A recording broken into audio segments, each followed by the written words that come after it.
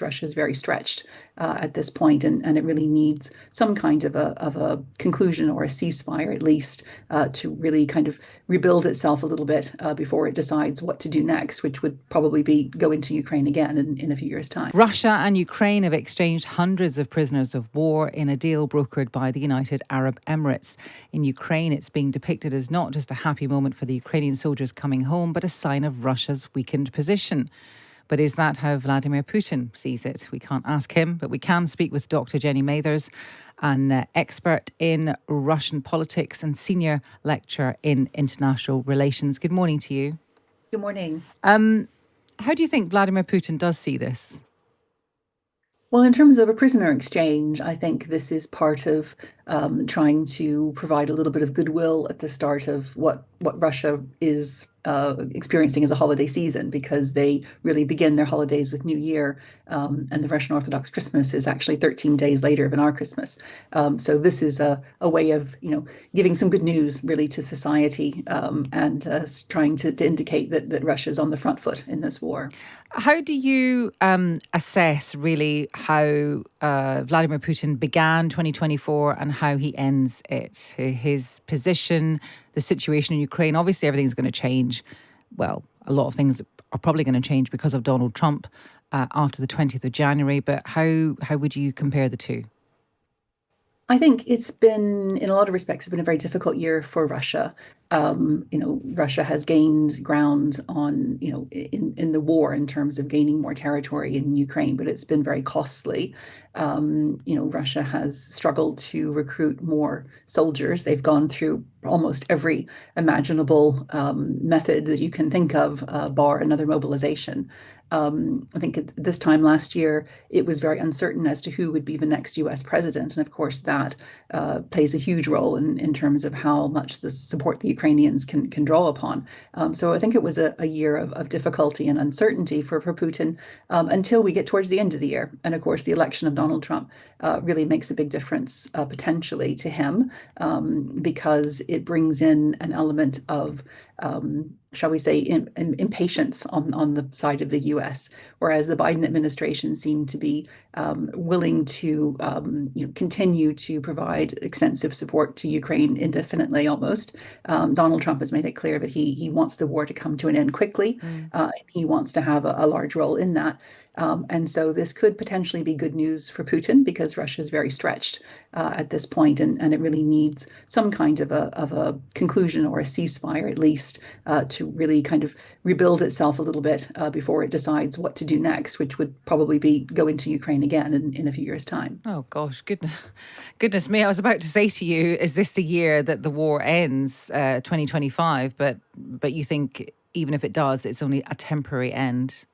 Absolutely. I mean, Putin has made it very clear that his goals in Ukraine are extensive, they're expansive. It's not about gaining control of a little bit of territory or gaining control over populations that happen to speak Russian in Ukraine. This is about really denying Ukraine the ability to be a sovereign, independent nation. And I don't think that he's going to stop unless he is stopped. And any kind of ceasefire or peace treaty agreement that might be reached in 2025 would be a temporary measure, almost certainly. Now, I know you're an expert in Russian politics, not necessarily American politics, but you are senior lecturer in international relations. And I also know that Donald Trump he's a very powerful man.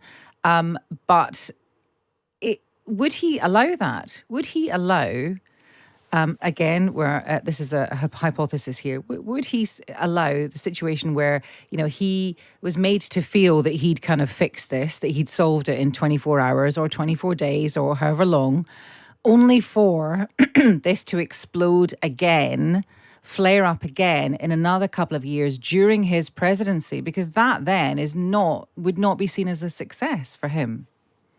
No, it wouldn't exactly. And so I think this is one of the many challenges and difficulties that the Trump administration will face in trying to get some kind of a control over this war in Ukraine, because of course the US is very powerful. what it does makes a big difference. But Donald Trump or any president is not able to control everything. Mm. And the Ukrainians have their own say in what they do. The Russians obviously have a say in what they do.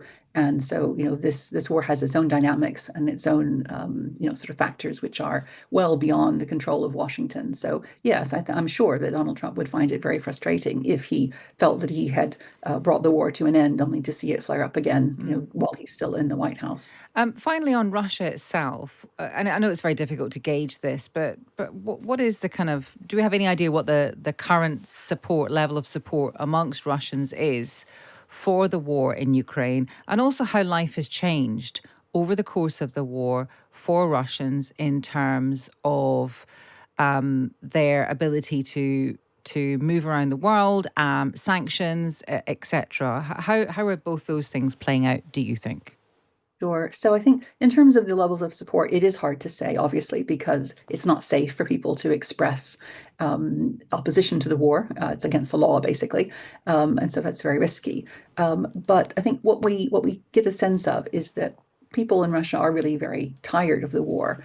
They would very much like it to come to an end. It has been very costly in terms of human life for Russia, and so it's not something that a lot of people are very enthusiastic about. There are, of course, some who are real true believers.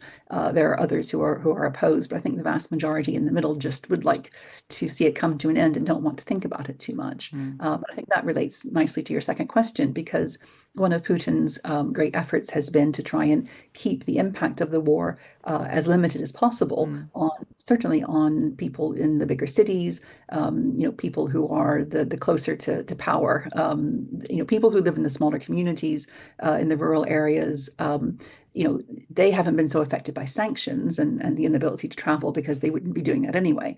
But they've been affected by the fact that more and more of their men and people in their communities have been taken and volunteered in some cases to go and fight in Ukraine, and many of them have either been killed or they Mm. have been very seriously injured.